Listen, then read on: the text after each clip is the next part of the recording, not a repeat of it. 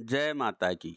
नवरात्र में कलश के सामने गेहूं या जौ मिट्टी के पात्र में या मिट्टी में क्यों बोए जाते हैं? इसके पीछे क्या उद्देश्य हैं? बहुत से लोगों को नहीं पता होगा कि नवरात्र में जौ बोने की परंपरा क्यों है। अगर आपको भी नहीं पता हो तो जानने के लिए ये पूरा वीडियो ज़रूर देखें, क्योंकि जौ बोने की परंपरा सदियों पुरानी है। नवरात्र में जौ बोने के पीछे विशेष महत्व है।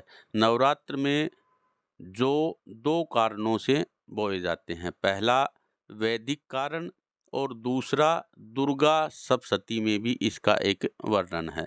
सबसे पहले दुर्गा सप्तशती में क्या वर्णन है वो जान लेते हैं, फिर वैदिक कारण क्या है वो भी बताएंगे।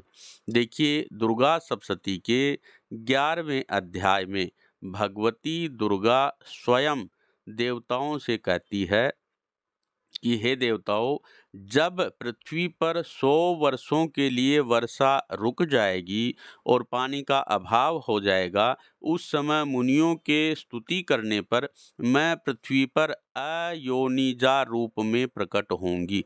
यानी भगवती स्वयं अपने आप को अयोनिजा रूप में प्रकट करती है, तो वो यव के रूप में ही है, वो जोहारे के रूप में ही है।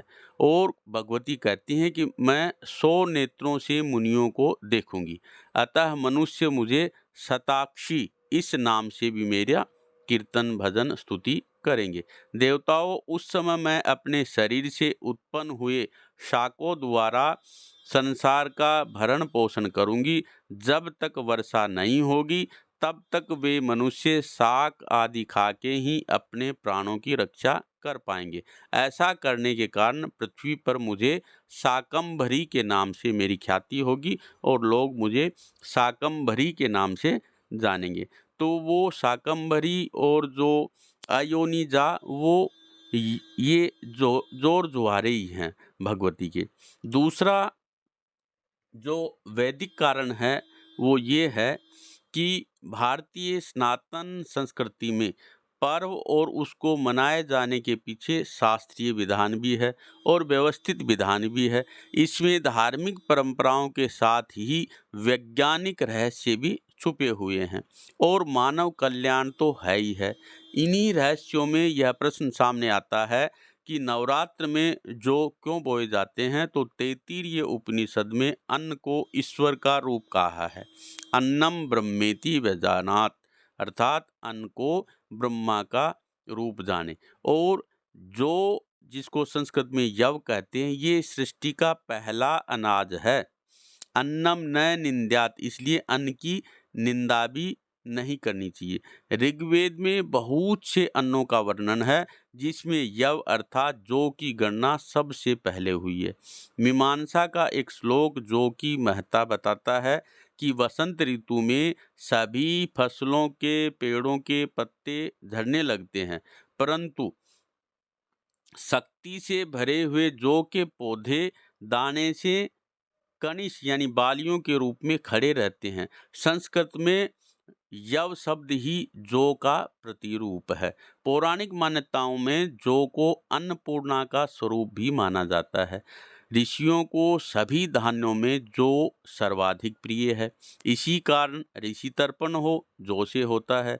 पुराणों में कथा है कि जब जगत पिता ब्रह्मा ने ब्रह्मांड का निर्माण किया तो वनस्पतियों के बीच उगने वाली पहली फसल जौ ही था।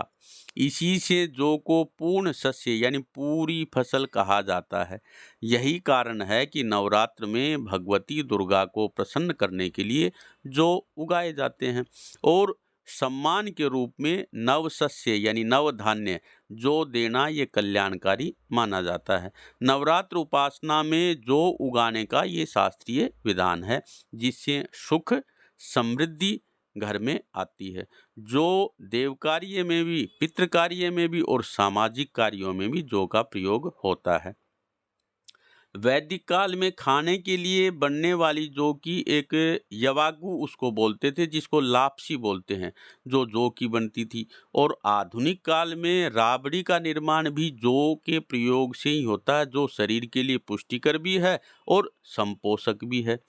इसलिए सृष्टि का ये पहला अनाज है। दूसरी, नवरात्र में जब भी दोनों नवरात्र आते हैं, चाहे चैत्र वाले चाहे ये शारदीय, दो ऋतुओं का संधिकाल होता है।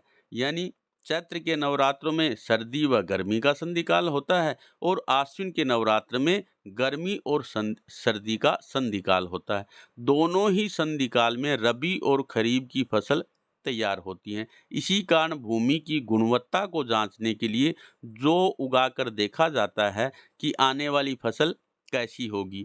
यदि सभी अनाजों को एक साथ पृथ्वी पर हम बोते हैं तो सबसे पहले बाहर जौ ही निकलता है।